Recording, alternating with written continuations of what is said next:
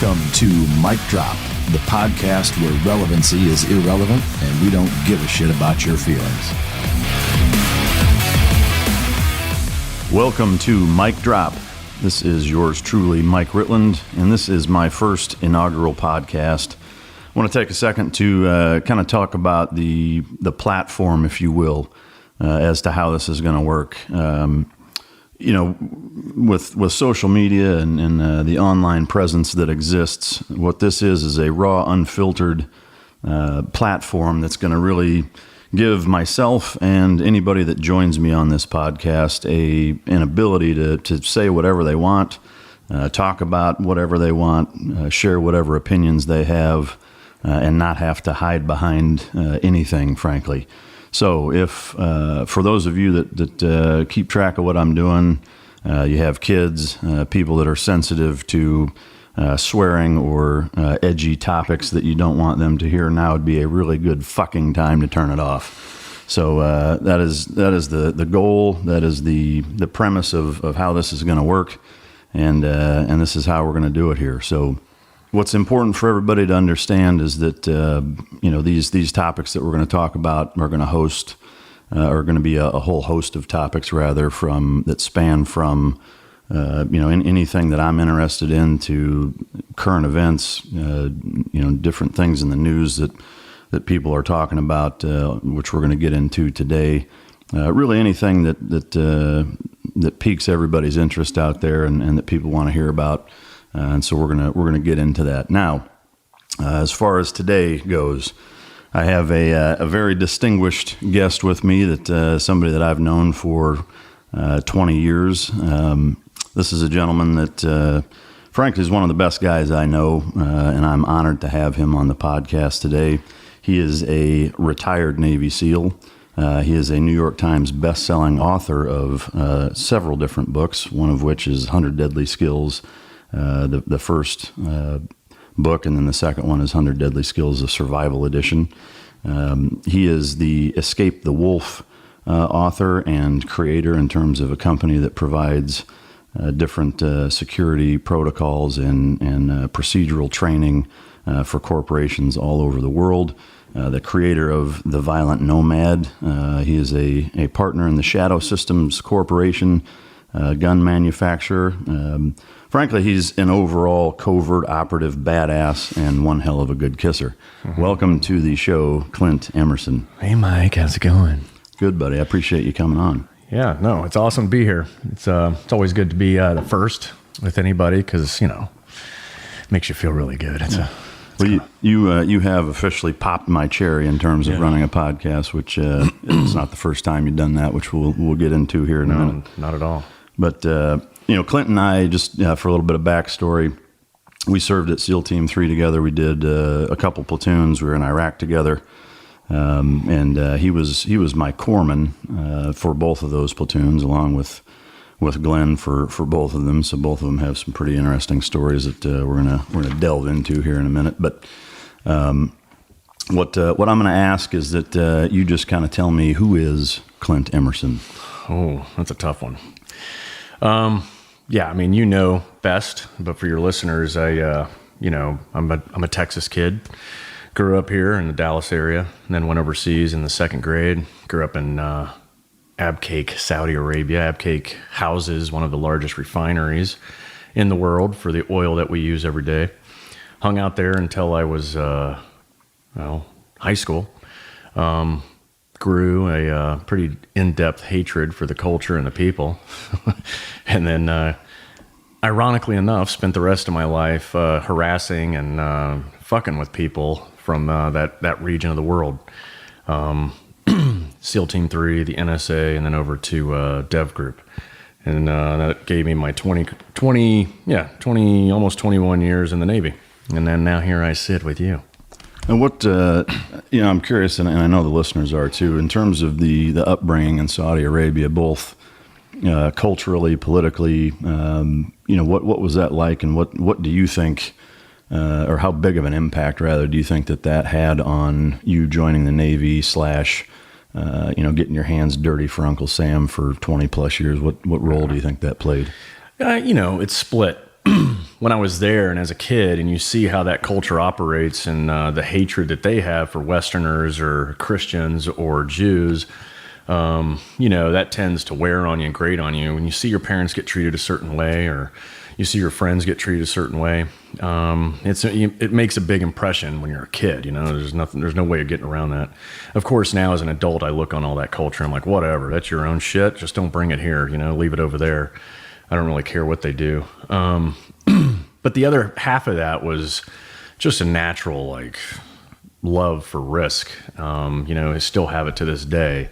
So you talk about living in a country where, they have religious police and they have their regular police, and then of course, a lot of military parts and pieces. But us as kids thrived off causing trouble and getting in trouble over there, usually fucking with them. And, and then here we go, 10, 15 years later, and now I'm in the Navy fucking with them again. So it's kind of, but it's a combination of really not caring too much for the culture, but at the same time enjoying risk. And you put those two together, that could either take you down a path of being a criminal, or it could, put you in the Navy. So, yeah. Maybe a little bit of both in your case. Yeah, exactly. Were there any times when you were over there where you actually got caught fucking with people or got in trouble for doing anything that you weren't supposed to? No, and that's kind of been the whole premise, right? It's don't get caught. I've been living that my whole life. It's really,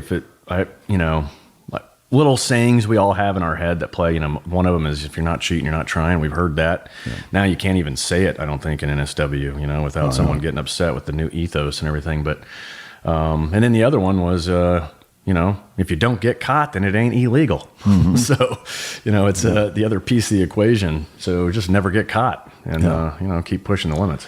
I mean, unquestionably, there's some foreshadowing with, the experiences you had there and what you were doing and what you ended up doing later. Was there ever a time growing up where it was kind of like a light switch moment for you of deciding, this is what I want to do for a living? Was there a distinguishing moment that happened? Yeah. I mean, when I was probably 10 years old, traveling through, when you live in Saudi, you can't stay there. If your parents are employed there, the Saudis are weird. You can't be in the country for a full year at a time. They make you leave to go renew your visa.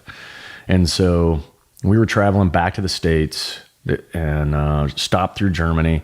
We're in Frankfurt Airport, and I went up to the bar to get a Coke or whatever. And there was a guy sitting there. This dude's got tats, and he looked pretty cool. And of course, I'm a curious kid, so I'm asking a lot of questions.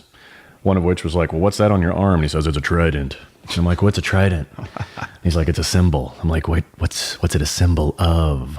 And he's like, where are you from, kid? I'm like, oh, I'm, from the States, but I live in Saudi, blah, blah, blah, blah, blah. And he's like, oh, okay, well then you'll relate. Remember when we dropped those bombs in Libya? I'm like, oh yeah, I remember, because I was the color guard for, at the time, Vice President George Bush. I was standing the American flag while he stood behind a podium and told all the Aramco employees that, hey, if anything happens, all you Americans living in Saudi are going to be the first targets. So what we're going to do is put some C-130s out here, and if things get a little rough here in the next couple of months, you guys can just jump on those birds and we'll take care of you. And then later we come to find out, we had these B-111s that came in over Libya, nice and low, dropped bombs, and then pulled out. So this guy goes on to tell me that story, the reason the bombers had to come in super low to reduce the amount of collateral damage. And he's like, yeah, me and my buddies, our job was to go in and take out the anti-aircraft guns. And I said, well, what does that mean? He's like, well, we sneak in at night and we kill everybody who's manning these things, and then we blow it up, and then we leave into the darkness. And I was like, that is pretty cool. That's what I want to do when I grow up. Yeah. All the way up to that point, I wanted to be a ninja, but then, you find out you kill someone as a ninja, it's called murder. Yeah. But if you kill someone as a SEAL, it's called you're a hero. And so you pick the right side of the line and go that route. That's a pretty furry, fuzzy fucking line now, isn't it? It is. Plus, I don't know how many how many companies are out there trying to hire ninjas. Yeah. But so once you decided that, so I'm assuming that guy then had a that light switch aha moment of impact of making you want to join up. So what year did you come in? That was 94. 94. And it was right out of high school, right? No, I went to school for a couple of years, and then my dad made me go all year round. So I basically racked up equivalent to 3.5 years worth of college, knowing I could do the last semester later. Yeah. And I was burnt out because I was going, full time, full loads in the summer and all, the 2 semesters. So yeah. And for the listeners, I obviously know that your specialty lies in being a corpsman, as you've hooked me up a number of times. But was that something that you wanted to get into right out of the gate, or was it kind of like, well, this is open and they need people, so I'm gonna give that a shot, or what? No, I had a genuine interest. I mean, when I was in school, I was kind of going the sports medicine route, and growing up overseas, the only other thing there was to do was scouting. So being in Troop 256 in Abqaiq, Saudi Arabia, you do all the different merit badges that relate to medicine. And I really enjoyed those out of probably all of the others. And then I would spend 2 weeks at this place called Camp Freedom in Germany, where you basically lived on your own and out in the woods, and it was run by some SF guys. Really cool stuff, but they got into trauma medicine and stuff like that during those time periods. So I already had a knack for it, already had some pretty decent education on it. So yeah, picking corpsman route was also in your mind. You're going, well, if I break in some form or fashion in buds, at least I'm going into a job in the Navy that I'm actually interested in. Yeah. No, I did the same thing. I actually, I wanted to be a corpsman. I had the same kind of interest. But when I went to sign up back then, it was, it was in '96, and there was a dive farer program, which I wasn't real keen on, because it was like, we can either guarantee you a spot at buds, or we can guarantee you, whatever A school you want. And the same thing is like, well, I need some kind of fucking backup plan. Like if I get hurt or don't make it or whatever. So I wanted to do corpsman. They're like, we got too many fucking corpsmen, pick something else, So I ended up with intel specialists for the same thing. Like, of course, my dumb ass at the time, I'm thinking, whoa, intelligence specialist, like it's, James Bond and fucking sneaking around. And it couldn't have been further from that. But, I went and did that, and then went to buds anyway. But, so, for the listeners then, so you go through buds, walk us through kind of your career, just from a highlight standpoint. Yeah. Buds class 203, started with my class, finished with my class. You and I both know what that means. It's a rare fucking deal. Yeah. It's a rare piece of NSW when a guy starts and finishes. So with the same class, then graduated, went to 18 Delta short course, and the short course at the time was in San Antonio. We were the last class to run there out of Fort Sam Houston. And that's back when you still had Escherman like teaching how to, do all these, different traumatic scenarios. And that's the guy, the Escherman chest seal. Yeah. And then... always with the one-liners, that guy. Yeah, that guy was pretty good and raw. And, I don't think he realized how funny he was, but he's a funny guy. Yeah. Then from there, went to jump school, which, 30 days in Fort Benning or whatever, jumping out of a plane with a bunch of morons. And then you get done with that, went to SEAL Team 3, checked in. At the time, you did STT in-house. That was off and on for it seemed like 6, 7, 8 months maybe. It was kind of organized, but disorganized. Yeah. The whole STT days, and then which is SEAL like advanced training. It's also back when you still had to earn your trident from your peers. So, you do these boards, the Chiefs board, which is when you sit in front of all of the team's chiefs and they get to hammer you with questions, seeing if you know your shit. And then you do walkthroughs. And so you go around to all the different departments, diving, ordnance, and you got to put together a Draeger, take it apart, show that you know how the thing works. Same with weapons. You got to take all the weapons apart, put them back together. Then you go to air, and you kind of go through all the air stuff. And then, and then once you kind of get through that, then it's on your first platoon to decide whether or not you've earned your trident. And my first platoon, it was me and Justin Hoyos. And so, we were in together, and we got our big hazing, which was cool. I think hazing is appropriate for good reasons, not for bad. I think it's necessary. Yeah, it puts people in check, and it lets you know that the guys love you. I mean, if you go through a career and you never got hazed and nobody likes you, nobody gives a shit about you. Yeah. That and, pain is a universal language. It is. Everything understands it. Yeah. Or for us, it was getting stripped down butt naked, me and Justin, right? And then they put us in the 69 position, tape my head my face was taped to his balls. His face was taped to my balls. Our noses extended into each other's butthole, and then then they went on to make it a little more enticing, right? So here we are. How does it get more enticing than that? Well, you take the mini blasting machine, right? So everyone knows the mini blasting machine. If you don't, it's a way of setting off ordnance with an electrical charge, and it's a hand cranked device, right? And then it sends out this nice charge.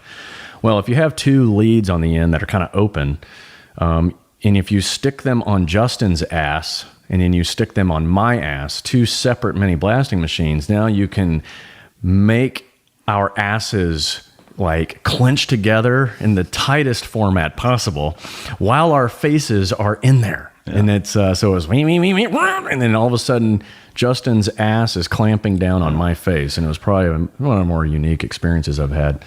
But the scary part of this hazing, all right, this was out at Shaw's. So, Shaw's has that one swimming pool. It's dead winter, cold as fuck.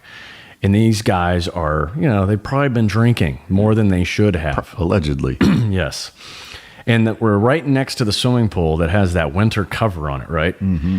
And these guys, after they're done shoving shit up our ass, shocking us and everything else, they grab us and they're like, let's throw them in the pool. With the cover on. And me and Justin are both corpsmen, and we see the cover. And, that as soon as you roll, how many drownings because of that, right?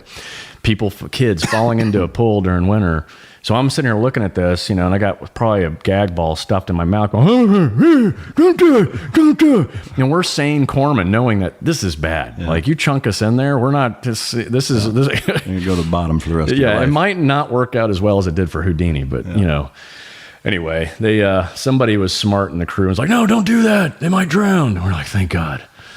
And, it kind of went on a little bit longer after that with some spray glue and some 14 gauge catheters, but it's all part of being indoctrinated into the world's biggest brotherhood, right? Well, and I mean, to me, the fact that that's one of the highlights from being at SEAL Team 3 tells you a lot about how important it is. It is. It is. It's a fucking useful tool, no doubt about it. Yeah. You either correct or you're gone. Yeah. Correct yourself or get out of here. Yep. So we did 2 platoons at 3 together, and then from there. What can you tell us about after you left there? Yeah, so did some deployments. I also hung out in training cell from time to time between deployments. Then after that, let's see, we got back from Iraq, and we were all disgruntled. Remember that? Oh, yeah. Yeah. I mean, we had some leadership issues going on, so everybody was jumping boat out of SEAL Team 3. I actually was asked to screen for this program. I had no idea what it was. I went over to Warcom. There was probably 60 other team guys, and we went into a room. And it was kind of funny. It was like this big conference room, big table, whole bunch of people sitting around that table, not one person in uniform. And I'm in my, whatever it was, dress blues or whatever. And I sit down, and, they started asking these probing questions, well, where are you from? Who are you? Kind of like what you're doing to me right now. Yeah. You're welcome. The difference is they hand me this blank sheet of paper, and they're like, we want you to draw the quarter deck. I'm like, huh? And they're like, yeah, sketch the quarter deck. You have 1 minute, ready, go. My God, my memory sucks. So I'm drawing it and this and that, and I put the little cardinal bearing, little north arrow, and do the best I can. I slide across the table. They all look at it. And they're like, all right, now go ahead and turn around in your chair. I turn around my chair, and they're like, name everybody in the room that introduced themselves to you when you first came in. And I was like, oh God. So I'm like, Frank, John, maybe a Bob. So yeah, I kind of pull it off somehow, some way. I name all these people, and then they turn back around, and they gave me some screwy, it's like riddles and quizzes and all kinds of shit, it's like dude. The fucking Voice military edition. Yeah. And so then they're like, do you know what you're doing here? I'm like, nah, not really. And they're like, oh, all right. So this is a special program, or taking things to the next level in naval special warfare. And they kind of gave me a pitch that was very general, but yet has a certain amount of sexiness and mystique to it that made me go, yeah, I'll check this shit out. Yeah. Why not, right? Fucking Jason Bourne. Yeah, the big piece was, hey, you will not make rank the way that everyone else does. This is not part of the career ladder that everyone else is used to. You might be stalled in your progression through the ranks, because what you might be doing will absolutely have nothing to do with really what you've been doing, you know? So checking the boxes. Yeah, there was no boxes to check. It was totally separate. So anyway, I was like, sure. So me and another guy ended up getting selected out of that 60, and then we built a program and also deployed the program off and on. You know, it was really Admiral Callan. It was his baby, and he was like, hey, just go and figure this out. So before you knew it, I'm never wearing a uniform the rest of my career from that point on. And then I was always deploying, you know, civilian clothes and looking like a business casual and operating in different environments all over the globe, most of which was outside the theaters of war, and you couldn't have asked for a better job. So I had some successes when I was there at this place at Warcom, and then those successes led to go into the NSA. I had some successes there that led to the guys at Dev Group coming up and saying, hey, all these things you're doing up here, we want you to do for us. So I was like, sure. So I went down to Virginia Beach and started doing the same exact stuff down there for them. And, you know, it was solo in nature, you know, kind of pushed the realm of covert and clandestine stuff. And it was very unique and one-of-a-kind events that certainly made the end of the career probably the most exciting, entertaining, risky. I mean, adrenaline. I mean, you name it. Fulfilling. Yes, without a doubt. Yeah. I mean, to me, the cool part about that is, you know, at least for me, and I think I can speak for probably most prospective frogmen out there that are thinking of joining up, or any of us that have and did it, is that like that career path kind of exemplifies what we all thought we were getting into. Yeah. You know, which is fucking great that, you know, for at least you and a handful of other guys, you actually got that. You know, because for most of us, it's like, you know, one of the things that I found frustrating, I guess, is that the job is about, like the brochure is about 10% of the fucking job, you know, like 90% of it's laying in the fucking mud and building pallets and fucking unloading trucks and load and unload, load and unload some more, you know, and just a bunch of shit that just plain fucking sucks, you know, but yeah, I mean, to me, you know, hearing that's fucking great. I love all the fucking stories that come out of that. It's fantastic. But, so you ended up doing just over 20 years? Yeah. 20 and some change. And it was, good to go.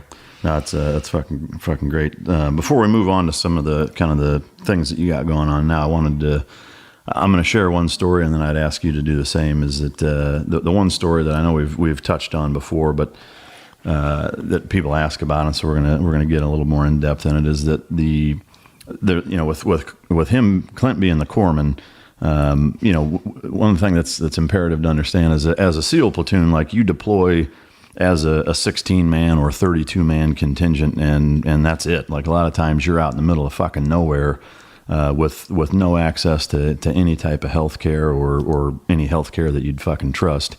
And so regularly our corpsmen are literally saving guys' lives. And you know, any type of problem you run into, whether it burns when I piss, or you know, my eye is swollen shut, or I got bit by some crazy ass bug, or in my case, I hadn't shit right in a week, and we're in Singapore of all places, and doing some cross training with some of their guys, and I hadn't shit in like a week, and so I come up to Clint, and I'm like, dude, I'm backed up like nobody's fucking business. I don't know what to do, man. It's like, it's getting to the point where I don't feel well, and so Clint, being the stand-up guy that he is, says, all right, why don't you come over to my hotel room? So I go over there. And he's standing there with fucking gloves on, waiting. And so I come in, and lo and behold, I drop trow, and Clint goes to work. And I think at some point somebody had walked in the room. I don't know if it was Shane or somebody came in, and you know, Clint looks like an Amish mechanic with his hand up a horse's ass, like, you know, 3 knuckles deep, trying to figure out what the fuck's wrong with me. And long story short, ends up, you know, getting me fixed up, and just, you know, one more ridiculous example of some of the shit that you guys have to go through. But literally. Literally. The you know, what I'm curious of is you know, is there any kind of standout story like that, whether it has shit to do with me or not, but just like some crazy corpsman or operational story that you want to share that sticks out in your mind? Yeah, I think down the same vein, it's we checking prostates and all that. It's kind of the easy part, right? I mean, and it all starts with the training. And most people don't know. I mean, the schools we go through is literally, if you take all of the trauma medicine out there that is taught in medical school, and then mostly learned when they do their residencies, that is what we get. We get like all of that hands-on stuff without so much of the science. That 4 years of medical school, they learn a lot of science, but they really don't learn what to do until they do their residency. And so we kind of did it in reverse. You get all the hands-on stuff and worry about science later. Sounds like the U.S. government. Yeah, pretty much. And that's the Special Operations Medical School, and that's out at Fort Bragg. And so we use each other as guinea pigs pretty regularly, and it makes you kind of numb to what is gross to most, or disgusting, or, oh my God, you're going to stick your fingers up Mike's ass. If you remember right, I actually called the platoon and said, hey, everybody come to my room, so that you had a proper audience as you spread your butt cheeks apart in my hotel room. There's really only one thing I was paying attention to at that point. But yeah, not getting a boner, right? Yeah, well, that's half of it. So yeah, out there, you're literally sitting in class 1 minute, learning, with your camis on and normal school and taking notes. And then the next one's like these Army instructors like, all right, now stand up and to the guy to your left of you and pull your pants down. Yeah. Okay, now fondle his balls. Sounds like a regular Friday night. As you manipulate his testicles, you're looking for nodes. Is it hard? Is it soft? Does it feel like the tip of your nose? And anyway, and then before you know it, you're all bent over, sticking fingers up each other's asses, going, the prostate feels like the end of your nose. And then you touch your nose and you touch the prostate and touch your nose, and then you're doing, and Foley catheters, let me tell you. So, it's like lay down on the table, get some iodine, and you basically use these swabs and go in a circular motion around the head of the penis. And then you take a 32 French. Have you ever seen a 32 French? It's like a straw. No, but you have my interest. You have the straw, and you're basically sticking this in your pee hole, and then it goes all the way into your bladder, and then you use a syringe with some saline to fill up a bulb at the end, and then you pull back on it to make sure it's in the bladder. Jesus Christ. And that's the kind of stuff you do on each other, which makes it a lot easier for me to do it to you when it's time. So you guys were doing this to each other? Yeah. And is there, are some guys like purposely trying to fuck each other over it? Like, I'm going to make this fucking hurt. Well, even the instructors are sick and twisted. All corpsmen, all medics, anybody in the medical profession are sick and twisted. Yeah. The comments, I'm sure, will concur that on this podcast, without a doubt. Yeah. No, I know it. The shit like that is, it's only in the military do you do the full encompassing, shit like that, and go to war with the same guys and live on submarines, and it's just, it's nuts the different shit you go through. But all right, so everybody can understand then, Clint, in terms of subject matter expertise, dude's a fucking badass. He's been all over the world. Probably saved your ass that's listening right now at least half a dozen times. And we're going to move on to some meat and potatoes of basically what these books are about, and kind of where your expertise has been applied to civilian corporations. And one of the things that I think that I really like to see that you're doing is making that transition out of the military and using things that skill sets and different knowledge, real world knowledge that you've attained over the last 20 plus years. But how to actually apply that to everyday life, whether it's a corporation or a family, a household, schools, you name it. Mm-hmm. But being smart about it, obviously. Operational security is what it is, and it's on the forefront of any former operator's mind in terms of what's okay to say versus what not. And I think you've done a really, really excellent job of making that transition. So I'm going to throw a couple of fucking oddball questions at you mixed in here, but what does your morning routine look like? Oh, yeah. Well, I'm kind of an early riser, so I get up usually 5, and I'll do some kind of eat something, drink something that will help me have the energy to do my workouts. And so usually I'm out the door by 5:30, 5:45. I go to boxing. Like there, if you see right here, I took a good one this morning, right here in the fucking mouth.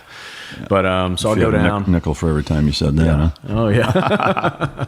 Oh yeah.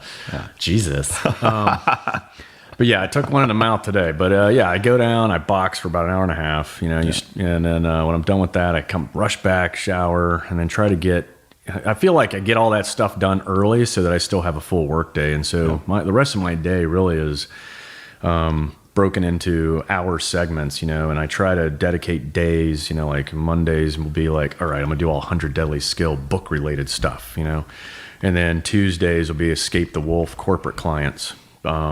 But ultimately, as soon as that workout's done, then I'm hitting, you know, the administrative side of life, you know, so phone calls, emails, and then of course I'm doing podcasts, you know, at least a couple times a week these days. Yeah. Yeah.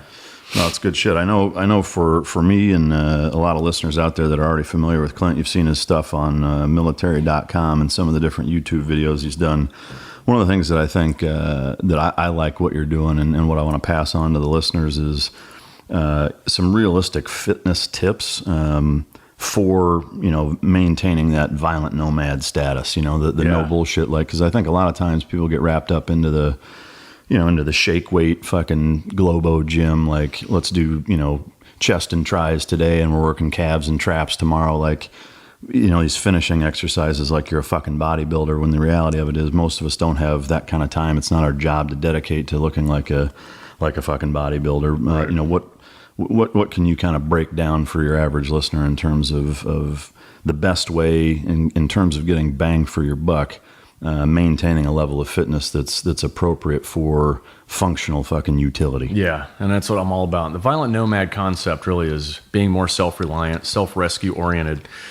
And the first step in being self-reliant, self-rescue is fitness, right? Human performance, making sure you can handle yourself and maybe your loved ones in a time of a crisis. So, you know, that's my afternoon, right? So I'll box in the mornings, and then my afternoon is a violent nomad workout of some sort, which is a push exercise, a pull exercise, some kind of rotation, but usually ends up being strikes of some sort, because that is you. If you're striking, whether it's with your legs, your arms, your elbows, whatever it is, if you're doing it right, then you're leveraging your core. And so that's the goal. And of course, the fourth piece of the violent nomad: push, pull, rotation / strike, along with sprints, so that you've got the lungs and the heart to push after you've done those types of things. And then you rotate it. You basically do it, you know, up to 5 times, and you just change your pull, you change your push, you change that strike or rotation. And you can increase or decrease, you know, the distance on your sprints. So my day is basically like boxing morning, something violent nomad-ish in the afternoons. And then the next day I'll just do more of a long cardio. It's kind of a rest day, but you know, it's like a long run, or some kind of hit, you know, cross training type thing. And then the next day I'm doing the same thing, box, violent nomad, and then a kind of a day off, and every other day, but doing 2-a-days every other day. And it seems to, for me, that's what I like. It's, yeah. Now, so are you paying attention to, you know, heart rate type training, or is it more performance based? You know, I have in the past. I've definitely been, it comes and goes, right? I mean, we try different things, but ultimately I listen to my body, without really paying attention to heart rate or getting into the science of it. I used to do all that stuff, as you know. I used to kind of be big into it, and then I was like, well, whatever. Yeah. Now I know my body well enough to know if I'm in the orange or in the red, if we're talking about heart rate, you know, really maxing it out so you get the most out of your workout, so that you continue the burn even when you're sitting at your desk all day. Yeah. I mean, I think you do it enough, you start to learn what works and what doesn't. Yeah. Yeah. Anything in terms of, you know, keeping injury free? I know that's something that seems to plague a lot of people. Any tips for folks to try to not hurt themselves doing this? Yeah, I think I've learned this, and just from, you know, all the sports medicine training that we had, people underestimate the power of a warm up. Yeah. I mean, and making sure your warm up is not just jog in place for a couple of minutes. I mean, that doesn't work. There are certainly stretches out there, you know, the one at the NFL, you'll see them doing pregame, you know, which is called the $1 million stretch in the NFL world. And that's that big step forward where your back leg, almost a lunge position, opposite arm up in the sky, and then you lean over, and it really hits everything, prevents those, because whenever they're making those sharp, you know, juking left, juking right, those strong pivots. That's where you get the most injury. And so if your workouts have some of that, whether it's sprints where you're taking off really quick and all that power all at once, you want to prevent pulling a hamstring. That it's the stretch and the warm up, and it's got to be active, and make sure you spend some time on it, 30 minutes. And some people don't have the time, but that's probably the most important aspect of the whole deal, staying healthy. No, I agree. I know, for me, it's something I've similarly, like I've tried all different types of shit and a lot of different workout programs, different ways to eat, you name it. I've tried a lot of different things over the years and been hurt a number of times also. And I'm a staunch advocate of making sure that everything's warmed up and done properly. On the same token, I guess from kind of the violent nomad type of mentality, though, is there's a certain element of, if the shit does hit the fan, you don't have time to warm up. Nope. And to me, one of the neat things about your style of incorporating that violent nomad type of workout is that I think it better prepares you to be able to do that. You're sitting at your desk and the shit hits the fan and you got to fucking go. Like if you train that way, it's to train how you fight. Like it's I think it helps augment not injuring yourself, which is good shit. In terms of seeing some of those workouts and some video tutorials, that's on. Do you have a YouTube channel that you can? 100 Deadly Skills. You can check out the Violent Nomad workout. There's a couple of them on there. I'll plan on doing more, like at least one once a week, so everybody has examples of how simple it can be. Yeah, so if you want to check that shit out, check out his 100 Deadly Skills YouTube channel. So the next thing that I think, especially with shit that's going on right now, is some kind of overall tips. We'll get into some active shooter stuff here in a minute, but the big thing that I think a lot of people are always wondering about, and even I get asked all the time, is some kind of recommendations for just your average everyday household that lives in suburban America. Like, what are some tips you can give them just from basic like home and personal security / awareness, things that you've seen over the years that that would help, that are realistic for people without a lot of training, that just some simple things that they can augment into their home and into their lifestyle that are going to help them be a little more aware and secure. Yeah. Well, one of the skills in book 2, the survival edition, lays out how to set up eccentric circles or a perimeter. And you want to create kind of an onion around your home, and you want to push the circles out as far as you can, which includes your neighbors. And so in there, number one, we got to start talking to our neighbors again. It takes a village type mindset. Yeah. Start looking out for one another. I know. Later on in my career, if certain people were if our guys were heading into a certain neighborhood, the target would know we're coming because everybody still talks in those neighborhoods that we would go to, Yeah. And we here in the United States, people barely talk to their neighbors anymore. So the first thing is go talk to your neighbors, become friends with them, start looking out for one another. That pushes your fence line way out. This is an invisible fence line, but that's the goal. So that if someone trolls through your neighborhood that doesn't belong, everybody gets a text and knows, hey, my particular neighborhood that I live in now, we do that all the time. It'd be like someone going from door to door that looks a little shady. That wasn't me, by the way. Yeah. Damn. But if someone's coming, I know about it before they knock on the door, and that's kind of nice. And then you bring it in a little closer, to your sidewalk in your yard. There's two kinds of predators out there. There's a daytime predator, there's a nighttime predator. The daytime predator wants your stuff most of the time because he's relying on the fact that everybody's going to work and doing an 8-hour day. So they troll the neighborhoods while everybody's at work, and then they determine who they're going to hit, and they base it because of however the house looks. There's vulnerabilities. One example, it's great to keep these guys off balance and away from your house, is the two unpredictable things that they don't like, and that is animals, kids. And if you don't have an animal, you can put up signs that allude that you have animals. If you don't have kids, you can put toys on your front porch or out in your yard that allude that you have kids. But the goal is, as soon as they typically see that, they move on to the next house. So it's a little bit of deception, but it works great and keeps them away. If you're a single woman and the sexual predator issue comes, put a pair of size 12, cowboy boots outside your front door and your back door. And those sexual predators will see that and assume that there's a male in the house and hopefully push them off onto, someone else. But The next layer, of course, and this is the one most people start with, and that's like locks and cameras and the security system that's right around your perimeter. I totally agree. You should have that kind of stuff. But if you can't afford it, if you have an ADT guy come to your house, he'll leave the signs in the front yard, and those are free. Okay. And the signs in themselves are probably the most valuable aspect of the deal. If you can afford the monthly service, then so be it. I get it. You want to make sure all your windows, all your doors, don't forget the second deck. A lot of times, if you have a 2-story house, they put all this stuff on the bottom, assuming that's a single point of entry, but it's not. A lot of these guys are smart enough to go up to the second floor, knowing you're not going to spend the extra money on window sensors. Of course, make sure everything's locked. When it comes to locks, it's not about the lock. It's not about the bolt that goes into your door frame or the strike plate.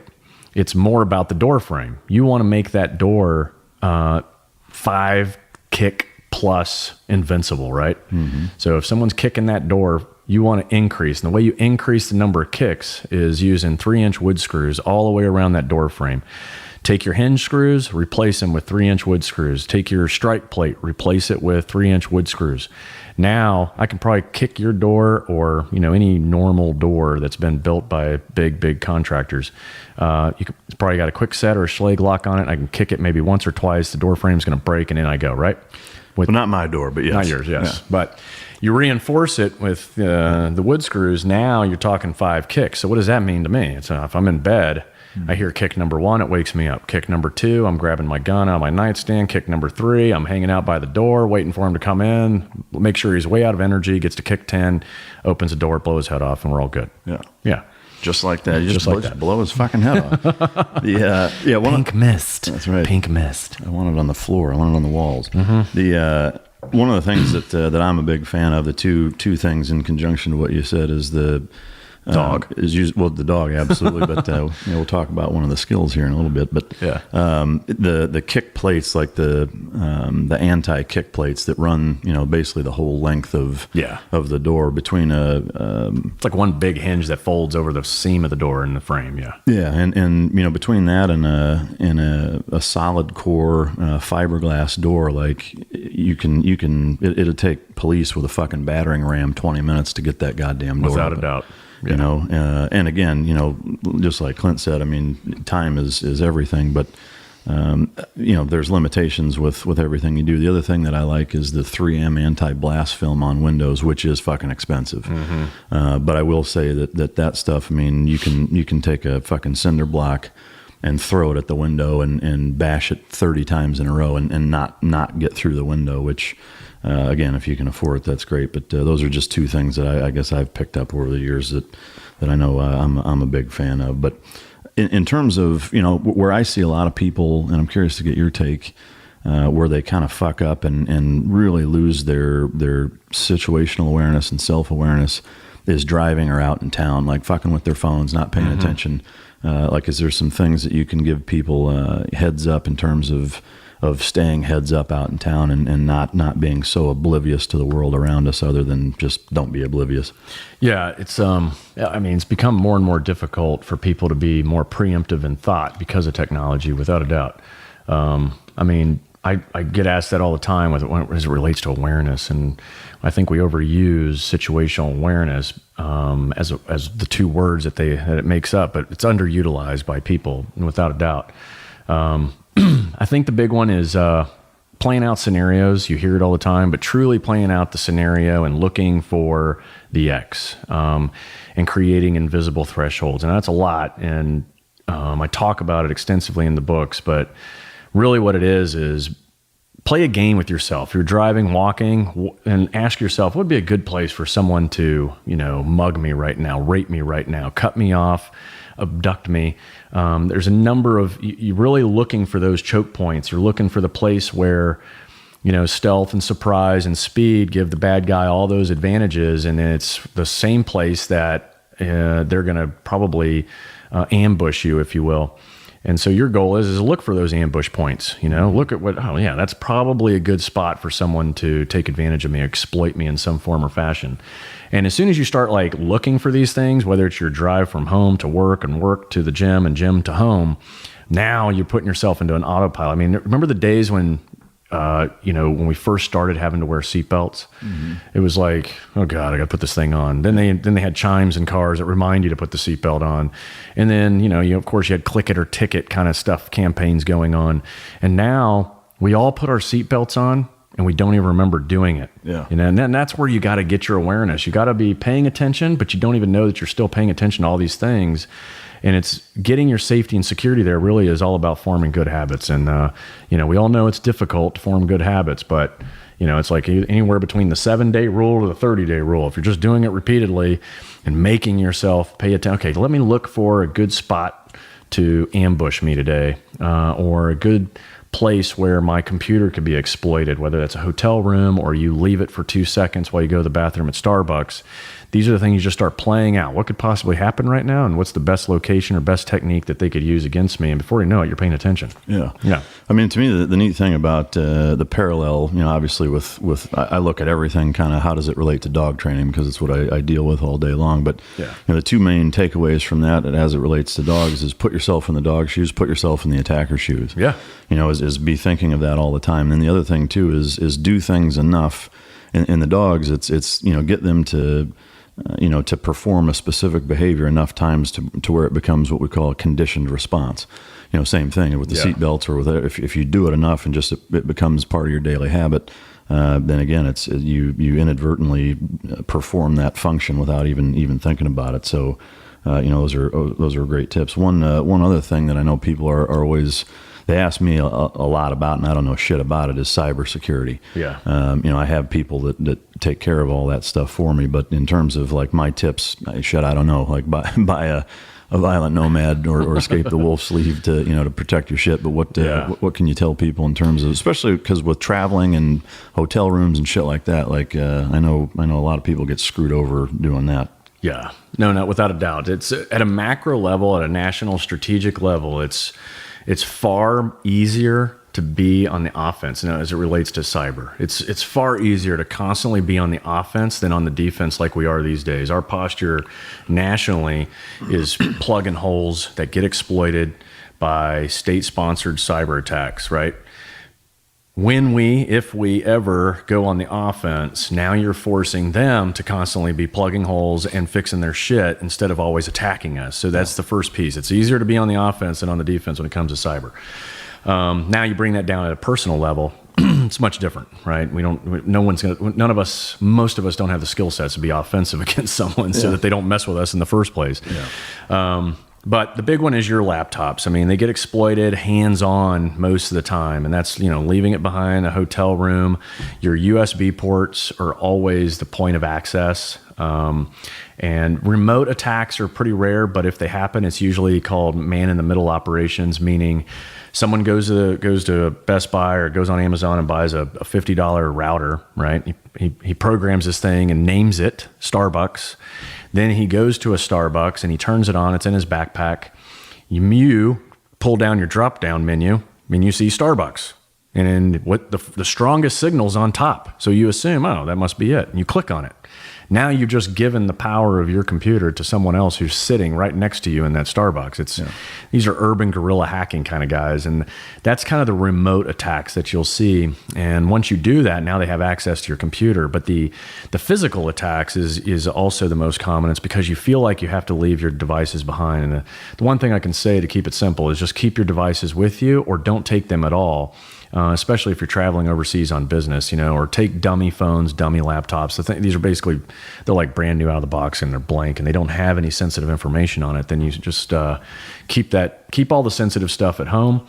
And then the next level that, people I think already do these days is making sure the security updates are truly updated on all of your devices. Mm-hmm. I mean, these updates aren't something that, it kind of messes with your apps and messes with this and that, and you don't like doing it from time to time. But the reality is embedded in there most of the time is security stuff that they don't announce because they don't want you thinking that their shit's always that vulnerable.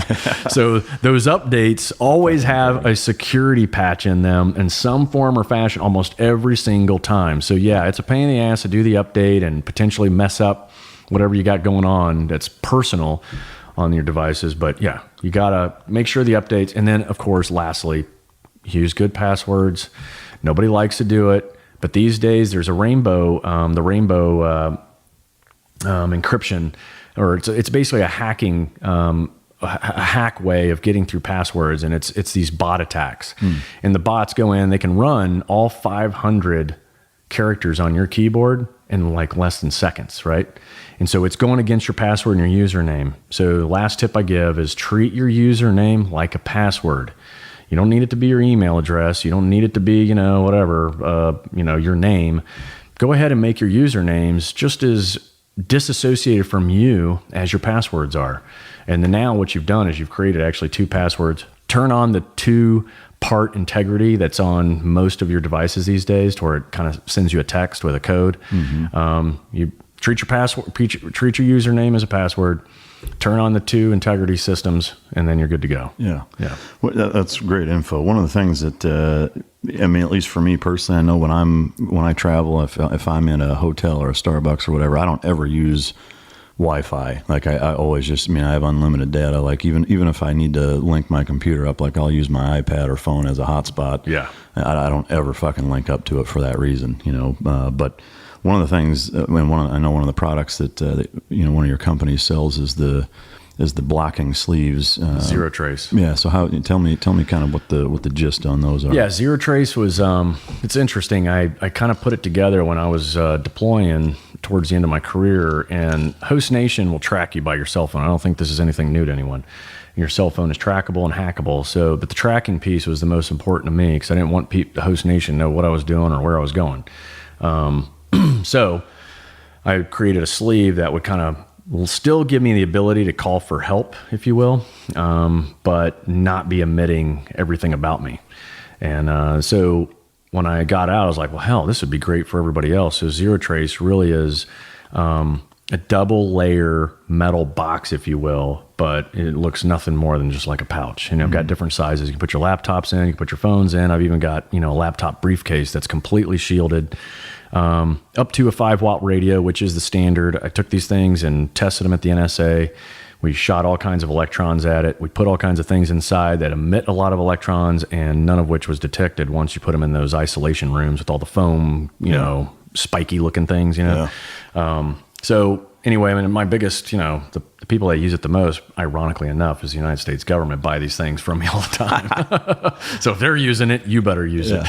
I guess, for your average everyday, listener out there, what's the likelihood of something like that, like your phone getting hacked, or you're, just walking around, like what?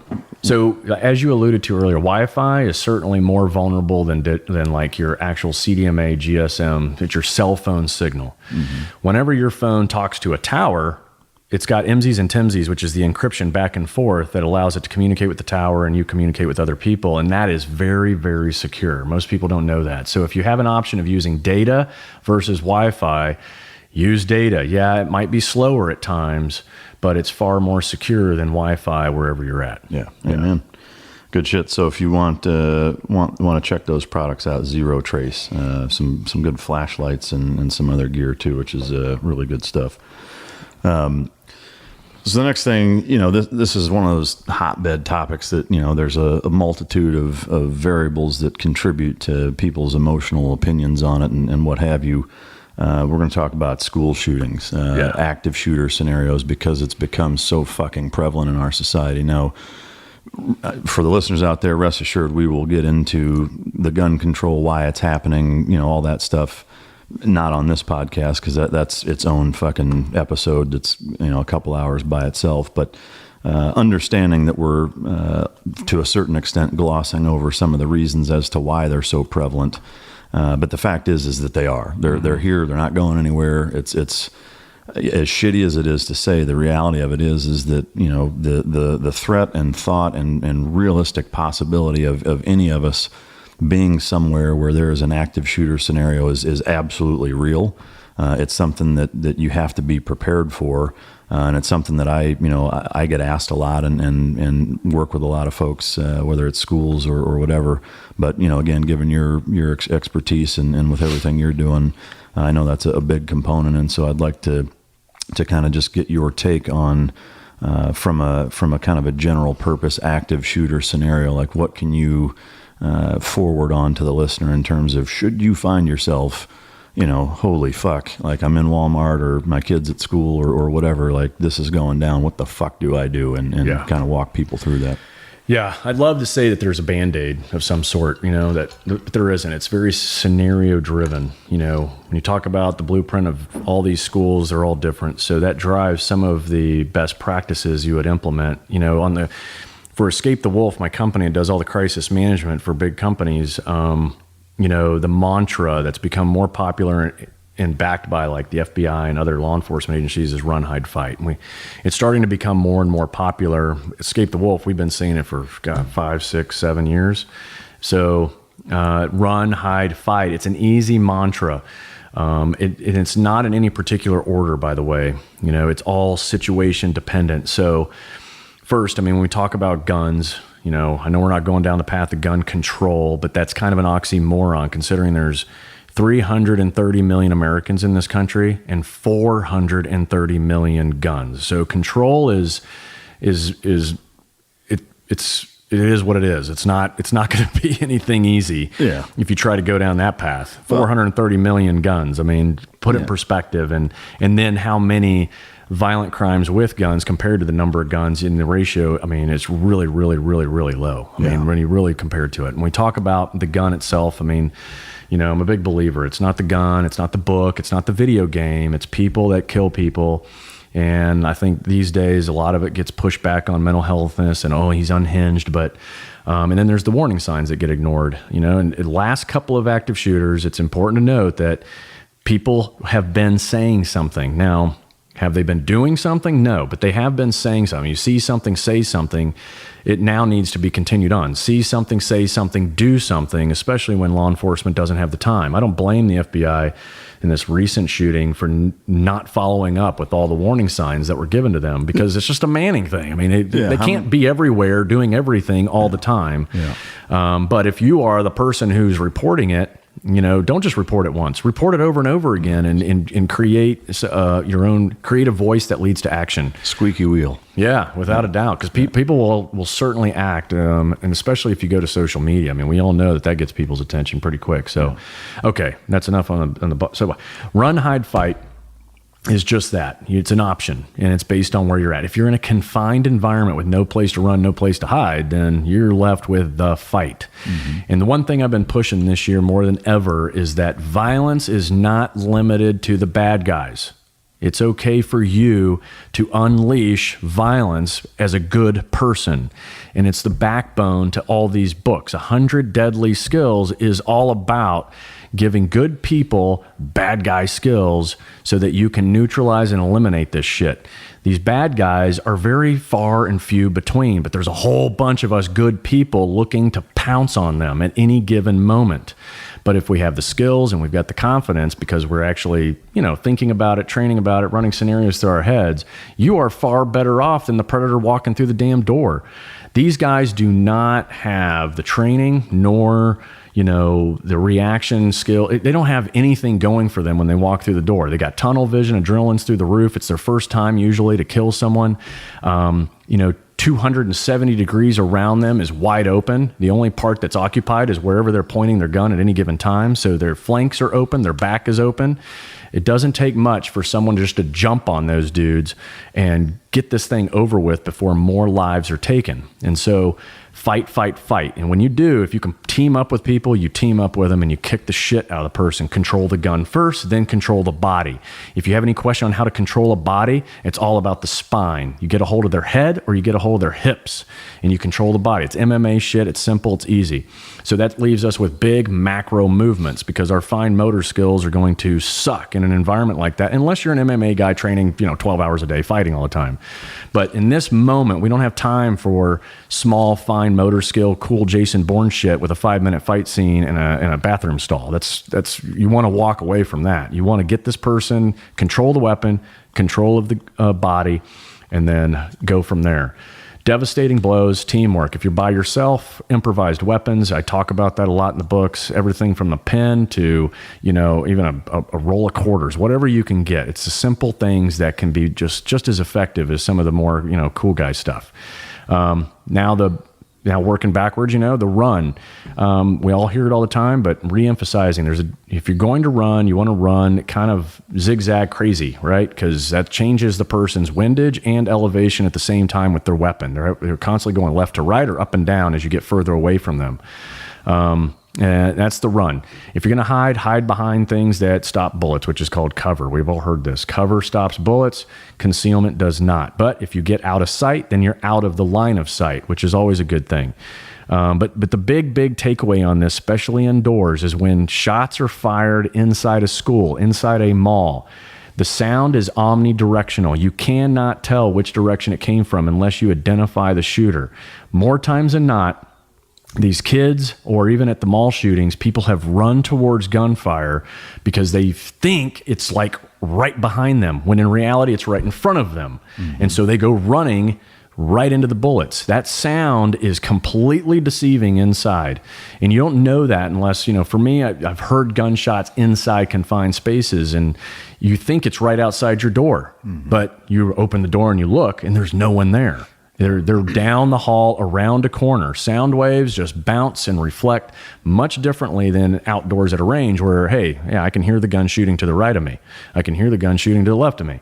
But once again, identify the shooter, know where he's at, and then make your decisions and move on it. And these tactical decision making isn't something that comes natural to most people. You've got to think through this stuff. But the biggest piece is like knowing where you're going to go when the time comes and identifying these things ahead of time, being proactive. Hey, the big round balls in front of a target, there's a big concrete, they stop a vehicle from going into the building, but they also great to duck behind if there's a parking lot shooting. If you're inside a mall, there's structural pillars everywhere that are made of metal most of the time. Get behind them. Big planters, the big concrete planters with a tree growing out of it, those things stop bullets. And of course, if you can't find those types of things, now you're limited to concealment, which is just hiding behind anything. Just get yourself out of sight so that you don't end up in his sights. That's a lot, but I'll stop there. You mean so don't hide behind the blouse rack at Nordstrom? Yeah, unless, there's something else going on in there.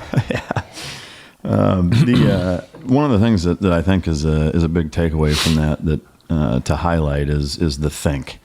Because one of the things I see people do it, in dogs and in all walks of life on a regular basis is they don't take that just fucking split second and think like, wait, let me figure out my bearings. Let me see what's going on. Just like you said, like, you've got to identify what's happening. Like if you just take off running, there's a good chance you may be running right into it, which, as you said, happens more times than not with people. So, for those of you listening out there, to me, the couple of big takeaways, and he's given lots of really, really good info, is that, you want to, really take that second and figure out what your plan of action is based on everything that he just said. So I appreciate you sharing that.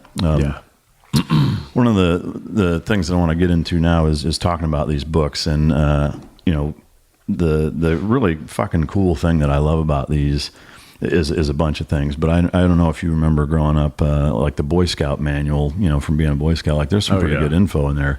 The Anarchist Cookbook and the SAS Survival Guide. Like to me, these are kind of a really kick-ass combination of all three of those things. Like without a doubt. It takes the best of those three things and combines it into a relevant, new age, modern day applicable fucking series of really cool skills with awesome illustrations and just a shit ton of good info. And for me, the way I kind of have gone through them is, and one of the things I like about them is it's not a book where like you've got to start in the front and go to the back. Like you can flip it to any one of these skills and check it out. And it's good shitter material or on a coffee table, in a waiting room or in your car when you're waiting to pick somebody up or whatever. Like it's just lots of good, quick, usable info.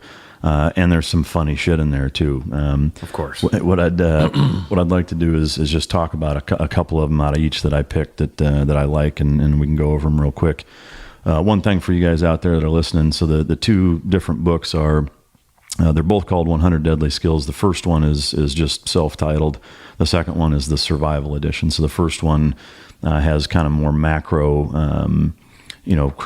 criminal type elements to it. The first one really gives you skills, personal skills on how to survive against the bad guys. And a lot of the skills are created, invented by bad guys. People like to always ask, did you learn all this stuff in the SEAL teams? I'm like, no, not really. I mean, there are some things in there, but most of it is criminal stuff. And, as we all know, if you know what your bad guy, your adversary is going to do, then you're kind of taking their tactics away from them. And that's the goal. Yeah. No, and there's some fantastic stuff. Whereas the survival edition is more like survival guide, fire building, water containment, stuff like that. And like I said, it was funny. I took a pretty long trip this past summer with some family members, and there's kids reading the books and out there fucking with skills and applying them and making them work. And it was just to me it's really cool to see just how usable and how good the info is. But yeah, that's the goal. The first skill, jumping right into it, is good old 007, which I'm sure you hear a lot about. This is how to construct rectal concealment. Oh yeah, love that one. This is a huge favorite of mine. I practice it all the time, and I'm curious to get huge practice. Tell me a little bit about this one. Yeah, I mean Of course, when you do any kind of book, you got to have some informative is the number one goal. Entertaining is second. So the rectal concealment dates back to, criminals, spies, you name it, have employed this. And the modern day rectal concealment really is a cigar tube. You want the short, stubby ones, even though illustrated there is the long, 6-inch, stogie. Yeah. You want the smaller diameter if possible, but sometimes you can't be might. Picky. Yeah, that's right. You like them big in there. But yeah, the ultimately is it's a creative way of. There was a time when if you went into a high risk area, you needed to have means of escape readily available, knowing that you're going to be stripped down butt naked. And this was a real concern, depending on where you're operating, believe it or not. I mean, so there was the rectal concealment, and then there was the more, popular ones, which would be like, taking latex scars and hiding tools and that, so that you can still get yourself out of a really, really shitty situation. So it's a little extreme, but it's also something that people, I think, are curious about. So it's a cigar tube. It has the basics. It has a nail. It has a wooden dowel. The nail can be actually put through the cap, and you can turn that into a weapon. Mm-hmm. Inside is everything from a micro compass, cash. Cash is a big deal, right? What you can't get with your gun, you can get with money. And what you can't get with money, you can get with your gun. And so it's kind of the concept is money, navigation, and then means of escape. And then if you can, put some form of communication, which is something as simple as a small whistle to, a small LED that allows you to signal for help. Amen. That's good shit. One of the things too, for those of you that are watching, here's kind of the gist of it. What I love about this book is it's set up, basically 2 pages per skill. You got on the left side, you've got a pretty in-depth description, and then on the right side, these really kick-ass illustrations. Your illustrator did a bang-up job. It's really, really fucking cool. But it's just it's a really good way that it's set up. Gives you just enough info to understand it and apply it, but not so in-depth to where it's running on and kind of draining you read it. But the next one, and again, like every one of these is valuable, good info. I picked a handful out of each to talk about to give you guys an idea of what's in it. But detect tampering of personal effects. This is skill number 38. And one of the things that I really like about this one is that, this is very real world, modern day problems that we have, and so this kind of encompasses how to combat that. But this is something that I know I deal with and actually apply. Like when I travel, I use this specific skill set all the fucking time in my hotel room. So I'm curious to get your explanation of it. Yeah, so there's the physical way of determining whether someone's been tampering with your stuff, which means you're setting traps. But the important takeaway is you don't want them to know you're setting traps. So these things have to be discreet and natural to the environment, meaning if I have to leave my laptop behind, then I'm going to make sure that I have, let's say, this coffee cup put right next to the USB ports, and then I'm going to go ahead and turn that handle, a cardinal bearing, let's say due north. You can pull out the compass on your iPhone or whatever phone you have. Out of your rectal tube. Yeah, your rectal tube, yeah. And then line that compass, line up the handle, to north. You've got it blocking the USB ports. So now if somebody does want to come and exploit your laptop, they got to either move the laptop or move the coffee cup, and at least that your stuff's been messed with. And once again, when we talked about house security, you're setting up a perimeter, right? So your door into your hotel room is the first line of attack.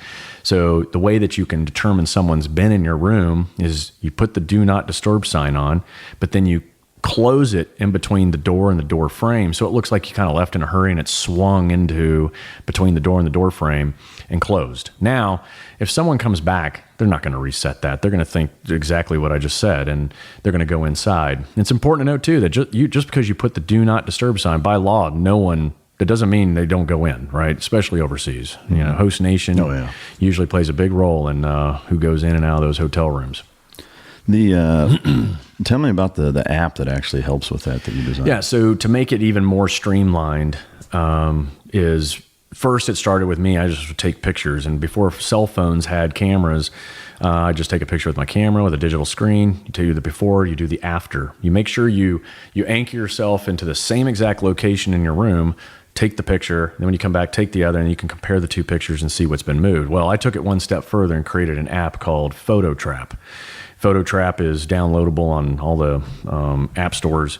And so what it does is you take the picture, it's right there on your cell phone, it stores it, it creates a shadow image so that when you come back, you line up all the permanent features in a room, the things that aren't going to move. It could be the big bulky furniture, it could be the door frame, it could be the light switch. These are things that are not going to move. So when you come back, you line up all the permanent aspects, stand in the same location, take the second picture, and then what it does is it animates anything that's moved. So when you're staring at the picture and you press play, you'll see your laptop had moved. Even if it's moved the slightest, you'll notice that it's moved because the way that the app compares the two before and the after image. That's really, really cool. And again, super usable because, again, it's, anytime you're traveling, if you have sensitive shit on any of your stuff, you use that and it'll help you out. I love it. Yeah. Just awareness, if you're being targeted or just if it's common thieves. One of the things that I get asked a lot about too, and I never use them, is I think it's kind of a joke, is the safes inside of a hotel room. 100% joke. I think a lot of times people are like, oh, I'll throw it in the safe. It'll be great there. Like, that's the dumbest fucking thing you can do. Yeah, it is. In management, everybody has access to that thing. It makes you feel like you're programming your own code. Yeah. But when you pull off the keypad, there's a keyhole there. Yeah. I mean, you just use your key and they open it up. Yeah, I mean, just liability wise, like obviously they're going to they're going to be able to get in there if they want to. But the last skill that I picked, I had to because of what I do for a living. It's 83. It says get past a guard dog. Now you gave me all those tips. Yeah. So all these tips. The thing that we bust each other's balls about it, but. The one thing that I will say is that, from a selection standpoint, when I'm testing dogs, I do some things that are pretty hard on them to make sure that they'll put up with stuff like this. But one of the things I do like about, these techniques is that for your average everyday dog that gives the appearance of a protection dog or guard dog, or even has been trained to do bark and holds or alert barking or, shows of or displays of aggression, things of that nature. If the dog doesn't, from a genetic standpoint, truly have what I would call, heart or passes, what I use as my stringent selection test to find out if the dogs have what it takes, is that if a dog doesn't have that naturally forwardly aggressive genetic component to it that I look for and is excruciatingly rare, that a lot of these tips are and would be very effective against a dog that that's just your average house dog that's growling and trying to bite people coming through a door, etc. So I'm curious to get your take on it, though. Yeah, I think the big one on there that we actually tested regularly, when you're going into an occupied target, knowing that it's got animals, freezing its nose. It's kind of funny. We did it once to a dog, and it's temporary. It's nothing permanent to the dog. You basically take a keyboard air spray can, right? You turn it upside down, it turns into a really cold mist. And so we open the door, and right there's a nice nose and some teeth, right, shining in the night. And so you hit them in the nose, it freezes their nose, right? And better than I do that nose is pretty sensitive. And the follow-on, we had to come back the next night, And sure enough, that dog, as soon as we cracked the door, decided just to go walk away. It was like, I don't want that shit anymore. So it was a pretty effective technique. It's one of which is in the book. The other one's like, pregnant dog urine, and that should distract the dog. I'm still figuring out ways to collect the pregnant dog. I can help urine. you with that. Yeah. Actually, I'd love to come out here and do a video on actually testing these with your dogs. It'd be kind of fun. I'll make sure I put the bite suit on first, though. Yeah, no shit. Yeah, I mean, to me, not to get too off tangent, but the single most important element from a protection dog or working dog standpoint is no different than what we look for in human being counterpart is heart. And that's because that's something you can't teach. All the training in the world, if you've got a human or a dog that just does not have that heart, for lack of better terms, the spirit, then there's only so much you can do. No different than professional athletes or anything else. But that's why we're so particular and so hard on the dogs in the initial selection. But that's good. So the next book, the Survival Edition, again, I really like this one because of the useful things. It's kind of pulls Bear Grylls' man card a little bit and says, here's the real deal shit. Because some of the things I've seen him do, I mean, not to talk shit on Bear Grylls, but the fact is that some of it's bullshit. And the stuff in here, like, number one, I've been with you on some of these that we learned overseas, and they're fucking effective. But from a kind of a broader perspective is that, they're skills that you don't have to be a master survivalist to be able to employ. They're easily demonstrated and explained in the book, and are just some really, really neat tips. That, I mean, honestly, there's pretty much every one of them here is worth talking about. I just kind of hand selected a few to go over, but this one I find is very, very relevant, just in general, is building a fire with damp wood, which is skill number 33. And just kind of the intro is, even in a damp environment, if wood is plentiful, a successful fire will be within reach. Follow these fire making tips applicable to any setting to make sure yours burns hot and strong, kind of like Clint's love life. Yeah, buddy. So yeah, just tell me a little bit about kind of where you came up. Well, I think, book 2 really is everything from camping trip gone bad to active shooter. It's more of a playbook. It kind of gives you the blueprint to surviving all of the crises we hear about. That was the goal of book number 2. When it comes to fire, I mean, if you think about it, we have lost a lot of our more primitive skills because of technology, and we've modernized. Civilization has become more modern, and of course, if you got a lighter, you're going to use a lighter. Mm-hmm. But the reality is when technology goes down, the battery goes dead, you break the screen, or you get lost, or you use, I like to make fun of Apple Maps because it drives people literally off the road, versus like Google Maps, which is, usually pretty damn accurate. So the same thing applies. You'd be using Apple Maps and drive off the road, and now all of a sudden you're in a survival situation. And creating fire is like one of the first things, especially, if it's going to be a multi-day event where I might not get rescued. I might not be able to communicate where I'm at or what I'm doing. And so warmth and boiling water and, which is your first 2 items, right? Depending on the weather. But you've got to have fire to get the clean water in order to survive at a minimum the 30 days. The rule of threes we always hear about, but building a fire is without a doubt an important factor, and it all starts small. Yes, wood is damp on the outside. As soon as you take a knife to it, it's dry on the inside. If it's been something that's been laying there for a significant amount of time, obviously if you're trying to burn something alive, then it's going to burn eventually, but it's going to take a lot longer. So you want to use what's on the ground first. And some of this is what used to be just the basics and the common sense a long time ago. And what's funny is a lot of people don't even know where to start these days. I know what's crazy about this. I mean, it's something that, since I moved to Texas a little over 8 years ago, I've taken a liking to 2 things. One, burning shit. I mean, I already like burning shit, but I use my fireplace here, in the wintertime to heat the house, and I smoke a shitload of meat on barbecue. I fucking love it. And so I've turned into kind of a wood dork that way, and really gotten into the finer points of wood. But what I realize is even with myself, like, I haven't been through SEER school and different survival training overseas and whatever. I mean, I could get it done, but I still, the knowledge I have now just from messing with it a lot is far exceeds that. But what I've also kind of come to the realization is that, how few people know how to start a fucking fire, right. Even with all of the right shit, can't start a fucking fire. I mean, with a lighter and newspaper and kindling and dry seasoned wood, they'll still manage to fuck it up. And so, again, it's an actual, very useful, applicable skill in here that I dig. But another one, just because of the relevance in today's day and age, if you will, is skill number 47, which is building a tactical nightstand.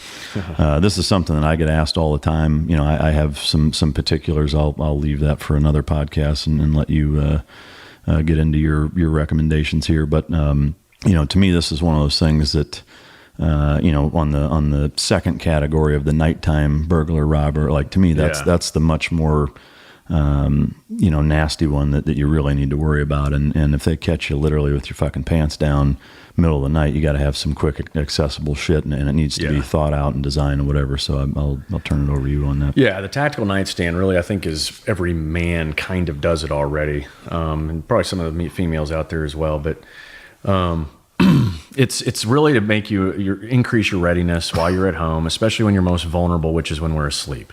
So how do you increase readiness while you're asleep? You make sure that the immediate environment around you has got some tools that can become beneficial if someone comes through the door. And I made it kind of state dependent. If you look, I've got guns, but I also have hornet spray or, oven cleaner, right? Now, these are going to cause permanent damage. This isn't mace. And mace is for outside of your home because it's legal outside your home. If you were to spray somebody in the face with wasp spray outside your home, it's a felony. Even if you're doing it in self-defense, it's still illegal. So just know that, someone comes through the threshold of your home, then they deserve oven cleaner or wasp spray to cause severe permanent damage. Because if they're that stupid to come through, then they're going to leave with something that's a reminder for the rest of their freaking life. And that's if you're in a state or if you're not a gun person, which is okay. Obviously, my first choice is going to be the gun. And just put this whole thing, out of its misery. But if you happen to be someone who isn't comfortable with guns, or you live in a state where it's difficult for guns, then the wasp spray oven cleaner theory is good to go. Mainly because it gives you that distance, right? 30 feet away. On top of that, that is just as good. Now you can use inside and outside as bear spray because it's still all natural products. It's just a more intense version of mace, but it's all natural because no one wants to really hurt the bears. But the beautiful thing, once again, is it's got that 30-foot distance on it. Yeah, I mean, it's like kind of the goal. It's like a goddamn fire extinguisher. Oh, yeah. I mean, and people don't understand the value in some of that type of stuff with home products. I mean, hell, you don't have to go and, buy a gun, learn how to use a gun, be proficient, effective, and God, worry about my kids with the gun and this and that, I mean, you can sometimes just take home products. And that's really the goal was, hey, let's not so much tell you what you should. It's more about opening your mind up to the kinds of things you can leverage. Of course, in the illustration, I've got the nightstand, I've got the tourniquet, I've got all kinds of stuff going on, knives, flashlights. Of course, a flashlight's nice, but, you don't want to self-illuminate. You don't want to identify yourself with light. A lot of times people feel like if they hear something, they turn on all their lights. Well, your blueprint better than the bad guy. So let that person trip and fall and you navigate through the night just fine in your own home. So, be careful with lighting. I mean, we do it because it's a reflex that we've always felt like we've needed to do. Yeah. Turn on the light in the bedroom, the hallway, down the stairs, into the living room, and you're just showing this guy that you're on your way without saying a word. And so, keep all that to yourself. But a good flashlight that can light someone up, but also can break their skull. I mean, that's the gist of the tactical nightstand. Yeah, no, it's again all really good, solid info in here that gives you a lot of things to think about, no matter where you're at, no matter what you're comfortable with. I encourage you to check that one out. It's good shit. Another thing, again, just in the kind of times that we live in, 055 is escape a carjacking. Now, this is something that, I can tell you dogs are very, very effective at. But again, that's a very specialized skill that, that is a whole different topic. But this is for, again, you're at an ATM, you're at a bank, you're at a drive-through, you're in a fucking parking lot, whatever, is that, carjackings are very real. And we've all seen enough of the helo cam footage of dudes that are on a high-speed chase and literally like some soccer mom sitting at a red light with their kids in the back and, oblivious, and all of a sudden some tweaker runs up, yanks the door out, grabs her by her hair, throws her out on the ground and dives in. Like that's no bullshit, and if your kids are in the car, like that's a shit sandwich. So, talk to us about that skill is, the big one on that, when you have the violent crime and they're in escape mode and they're like rats trying to get out of a hole, right? So that is a very specific situation, but more times than not, bad guys are following the money.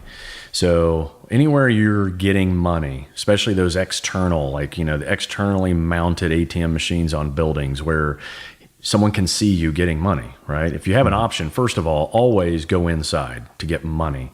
Know that the bank or wherever the money is, that's where most of the violent crime, or at least the surveillance to commit the crime, starts with money more times than not. So as soon as you know that, then now all of a sudden your awareness goes up and hopefully you're just eluding the whole damn thing altogether. Okay, so second to that, if someone is coming to your window, first, have all your doors always locked at all times, especially at the ATM machine. When you're turning towards that machine and giving that machine all your attention, the drive-up kind, that passenger door becomes the most vulnerable. So make sure the window's up, the door is locked, do what you need to do, but also maintain your awareness around you. If you have an option and you can pull it off, now our physical capability plays a part here. Leave it in drive, foot on the brake is better than throwing it in park and getting all relaxed and then hanging halfway out the window to do what you need to do. But some people, maybe it might be a height issue, but figure out a way to do that without making yourself vulnerable. Yeah. Now, that's preventing at a stop. Now, if you're a stoplight or out on common roads, and someone comes up, then, and let's say you do have the window down or you put yourself at a disadvantage and now you got to fix that. When that weapon, if it's a weapon coming through the window, one of the techniques that has been used several times successful is slamming. Once again, control the weapon, then control the body. In this case, we have a 4,000-pound weapon that we're driving. So you want to push that weapon against the dash, against the steering wheel, whatever's immediately in front of you, and you're either going to hit the gas or you can put it in reverse. You have a lot of options here. And then the vehicle then becomes the weapon on that arm or that hand holding it, right? So that's a very macro move. It doesn't mean you got to go kung fu and learn a bunch of things. But if you can slam it in there and then hit the gas, always give yourself an out. You have to remember having a car length minimum in front of you at all times, whether it's carjackings or just getting yourself out of trouble, is always a good thing. Paying attention to your rearview mirror, know the gaps, and know that every bit of the terrain we're around is all drivable. Yeah. Just because there's that yellow line on the ground doesn't mean you can't cross it. Just because there's a sidewalk doesn't mean you can't jump on it. Yeah. There is always an out. You just have to be comfortable with just taking all the outs that are there, especially when a gun is pointed at your head. Yeah. When that, at least car length of distance, like that's something I employ, in traffic jams, at stoplights, all the time. I always make sure that at a minimum there's enough room for me to gun it and get out, away from somebody that, if somebody's fucking with me. One of the things in course of action number 2 that I think is good and valuable too is the dismounted option. If you're, let's say you're in a parking structure, you're outside your vehicle. Talks about, paying attention, stay off your phone, tossing the keys.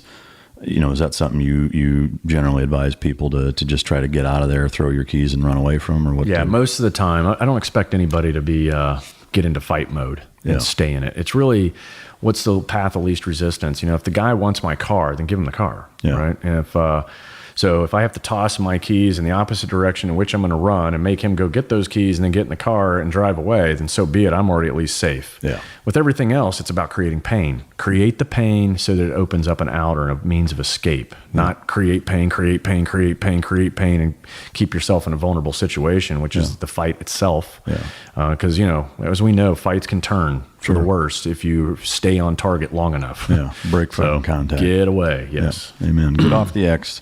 Yep. Last one, and again, this is just, because of a lot of stuff that's in the news, and it's also one thing that I think a lot of people don't really think about in terms of, mass shootings or active shooter scenarios is treating gunshot wounds, skill number 94. And that's one thing that, again, I think as a society, with technology being what it is, we've gotten further and further away from both primal instincts, but also just some common sense, basic first aid and building fires and shit like that. But with the basic first aid thing, a lot of times in an environment like that, there's a fairly solid chance that you're going to be the first responder, and you may be there for several minutes. And for everybody, this is one of the things that I advocate to a lot of people that say, what should I carry and all this other stuff.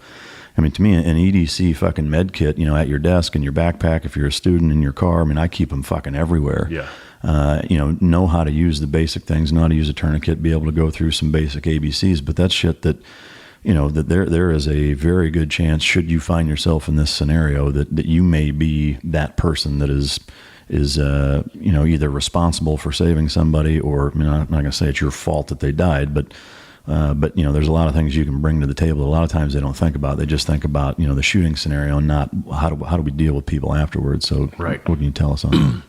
Yeah, I mean, I concur, man. It's like I tell people all the time, you got to make the decision now. Are you going to stop the bad guy, or are you going to stop the bleeding? And it's okay, whichever direction you want to go, but at least choose one, because we are all first responders, whether we like it or not, until the real first responders get there. So yes, I agree. And having first aid readily available everywhere you're at is always a good thing.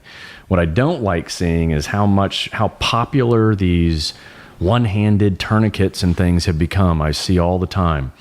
Tourniquet is the last option. It's not the first. And people feel like, and I've seen it, whether it's on Instagram, everywhere, everyone's just got the tourniquet. It's, yes, life over limb, okay, and that's a common term in the medical world. If you've got a bleeder going on and it's in your extremities, then yes, the tourniquet has a place when it's bright red blood. It's not going to stop after you've already tried direct pressure, a pressure dressing. All of these things have failed, and then you put the tourniquet on. So I think the education on that side of the house has gone down the drain. Everybody just jumps straight to a tourniquet. Keep in mind, as soon as you put on a tourniquet, you're stopping blood flow to the entire healthy parts of the extremity, and you're also creating nerve damage. So it is a last resort, even though it's been made popular to be like the only thing and the first thing you carry. So stopping bleeding is really broken down into several easy parts that we all kind of know. One, you got to identify where the blood is coming from. And when it comes to gunshot wounds, did it go in and stop, or is there an exit wound? So you have to check both sides. Sometimes you can be shot in the leg, it bounce and travel up your femur, into your pelvis, and out your ass. So just because you've been shot in the leg doesn't mean the exit wound is going to be in the leg. So you have to really look at the entire body. Okay, that's number one. If you don't identify where all the blood could potentially come from, well, then you're not really doing the guy any justice by solving just the one problem you see. Okay, so that's important. Number two, once you've identified all the bleeders, now you want to put direct pressure. I mean, the palm of your hand right into that thing, and it's going to hurt, but that's okay, because it's going to hopefully stop the bleeding without applying a tourniquet. As soon as you get the pressure under control and get that thing, as soon as you slow down the bleeding, slow blood likes to clot. And that's what you're trying to do. Slow the bleeding down so clotting starts, and you want that to be from the outside, not from the in, right? So put direct pressure, elevate. Elevating it, obviously, gets the bleeding to stop, right? So if it's your leg, you put that leg up, get the blood flow back to the heart, and blood doesn't like to travel against gravity, hence the reason why we elevate all the time. And then if those things don't work, direct pressure or pressure dressing, you still see bright red blood, which represents arterial blood. And arterial blood is the oxygenated blood that's really keeping you alive. If it's dark red blood, then it's venous, which means it's already used blood, if you will. It's already passed through its areas where it's been used, where the oxygen and the hemoglobin's been used, and it's on its way back to the heart and lungs to get oxygenated again. And there is a difference, because the arterial blood is the one that's really of grave concern, right? The bright red blood is what you're looking for. The dark blood is dark blood. I mean, the arterial bleed's what's going to kill you in fucking seconds or minutes, right? Yes, yeah. And that's the distinguishing factor. Once again, there's a lot more to this than just put a tourniquet on. And then you got to go get your whole limb amputated because you went straight to the tourniquet when all it was a fucking paper cut. I mean, people have completely kind of sexified the tourniquet. All right, so it sounds like the tourniquet's a bit of a pet peeve. Well, it is when everybody's using it as like the first piece of equipment you're supposed to throw on a bleeder.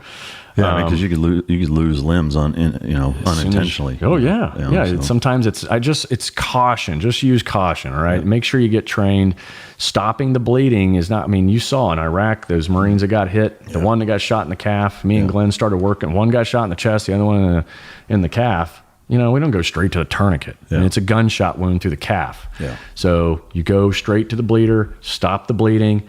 There's a lot of other parts and pieces to all this, like the vital signs are really important. What's the heart doing? What's blood pressure doing? What's the pulse doing? And those things kind of determine direction. But overall, get the pressure on there. If it doesn't stop, then maybe you got to work your way towards a tourniquet. Okay. So the big takeaways then is to come up, get pressure on it. If there is an entrance wound, try to look for an exit wound and figure out if both of them need to be addressed. One of the things that I found interesting in here, and one thing I'd like to ask also, is the course of action too of applying a tampon. Like, those are things that people may laugh, but I mean that is a very good option for that size wound, and that could save somebody's life. You want to talk about that real quick? Yeah, I mean, when you talk about a 9mm 45 rounds, where they create a little bit of more cavitation than some of the other bullets, it creates an opening. And let's face it, tampons, maxi pads, all used for stopping bleeding. And people laugh at that, but the reality is it's already the right diameter. What's great is tampons come in all kinds of different sizes, long, short, thick, thin, and they can fit nicely into any bleeder. And most women have them in their purses, readily available when crisis like this strikes in your more common areas. Yeah, I mean, to me, that's the one thing that kind of jumped out at me right away is that, that's something that unquestionably, like, those are going to be around, I mean, those are everywhere. I mean, if there's a couple of females in a school or in schools in general, especially big public areas, like they're going to be there.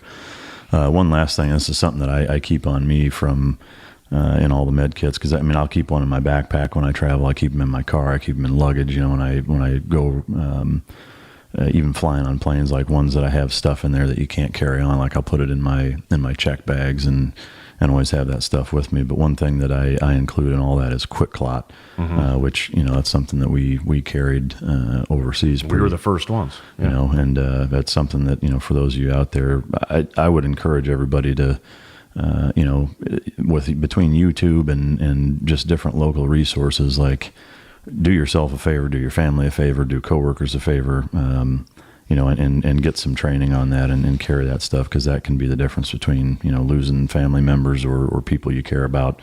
And that's good stuff. So, anything else you want to add on the books? No, I just, you've hit it. The goal is to really make everybody out there more self-reliant, self-rescue oriented, and bridge the gap between crisis and the unknown. Amen. Yeah. So, I mean, to me, I can't encourage you guys enough to check these books out. 100 Deadly Skills. They are fucking awesome. So,